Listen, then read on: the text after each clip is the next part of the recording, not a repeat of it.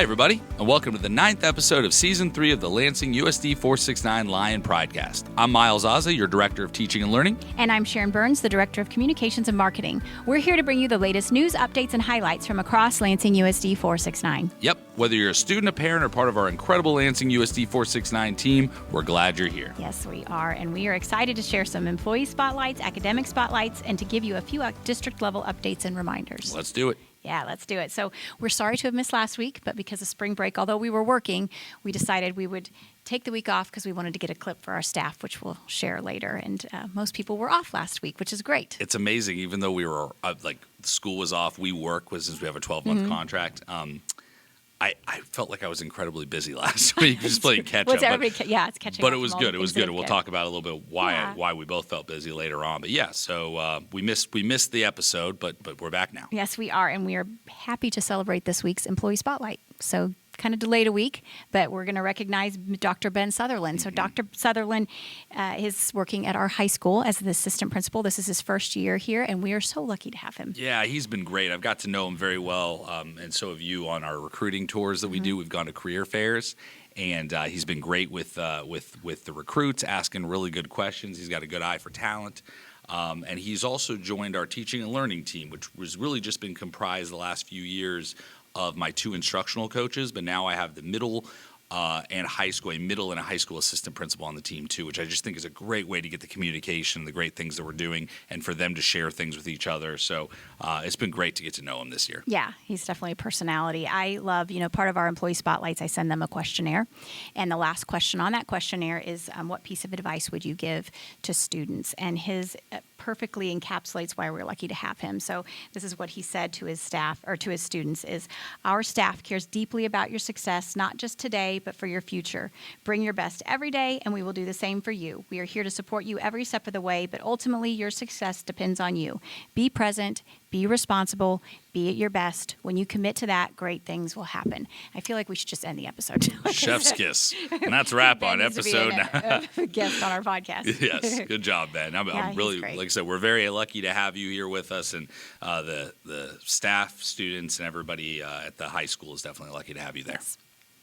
So we are now going to shift to, look at me knowing when to transition. You did it. You did a great transition. You gave me a startled surprise face, like, oh gosh, he's paying attention. We're now going to shift to the academic spotlight this week. This one's a little bit different because normally I'm in a classroom and I'm talking about something cool that I saw. But instead, yesterday, we were proud to represent our district at the first annual Center for Reimagining Education Showcase at KU. Yeah. I want to give a shout out immediately to Brooks Jenkins, middle school principal, and the three teachers that jumped aboard this opportunity. Alisha Holyfield, Amanda Thomas, and Josh Yoakam. Their work has been fantastic. So yeah, and we also want to thank Bart Schwartz with KU for giving us this opportunity. So we are one of three districts, I believe. We've talked about this on the podcast before, but we were chosen, as well as Piper and Bonner Springs, to be part of this grant. And really, the sky's the limit with what we can do with it. But it is utilizing AI in some capacity to reimagine education. And that's why we have turned it over to this team at the middle school. Alisha, Amanda, and Josh have been exceptional at taking it and running with it. And I'm going to encourage our listeners to listen to the next board meeting they're going to present so they can share more about it. But I also want to thank Brooks and Marty for leading them and kind of letting them take the reins and think outside the box, because we are doing really cool things here for students, and this is just another example of that. I'm so proud of them. When they were up there, and the other schools too did an amazing job. When our team was up there and talking about, we're going to give a pre-assessment to sixth graders, and then we are going to differentiate and personalize their learning based upon what our standards and competencies say they need to learn, but also what they need to and want to learn. And then we're going to almost like co-teach, or would be try-teaching, because there's three of them. It's just exactly what education should look like. Right. And these three had, even especially Josh, he came in late to the whole situation. Didn't, this is new to them. And sometimes it was almost like, they talked about it yesterday, like we gave them so much, what's the word, like freedom, right? Like you, all the leeway you want.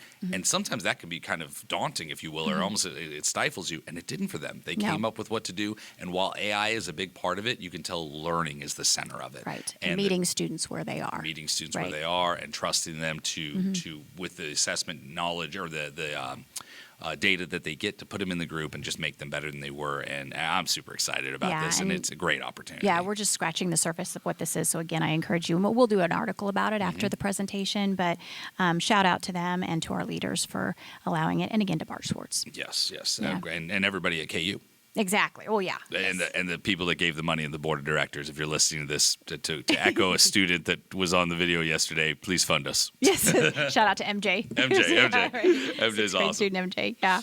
Yes. So now we're going to talk about another district level update, and that is state testing, which is obviously very important. I did our Did You Know segment on our website on Monday, that state testing is just around the corner. So spring is here, and that means it's time for assessments. So we give assessments to grades 3 through 12, except for 9. Close, 3 through 11. 11, except that's for all I was good. about to Don't say, worry about it. Except for 9. And then not for 12th grade, obviously, and then not for 9th grade. Good call. Right. And then almost everybody I listed there takes the ELA and math, except for juniors. They only take science, and then 5th and 8th graders have to also take science. So they got some heavy lifting this year. Sorry, 5th and 8th graders. Right. Juniors got it easy, but they also have the ACT and stuff probably. So so we just started, and like I said, you might be listening to this and be like, oh no, is my kid supposed to test? It depends on the school.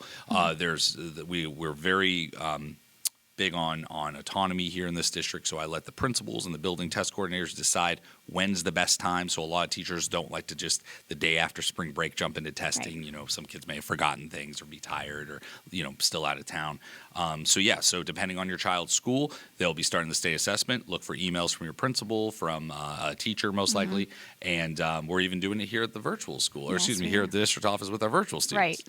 And I need to give a shout out to you because you have helped me so much on making sure that I have all my ducks in a row. If this is your first time listening to the episode, I have a script in front of me because Sharon makes our scripts, and everything is hooked up nicely because Sharon hooks up everything nicely. Pretty much, I'm not very organized all the time.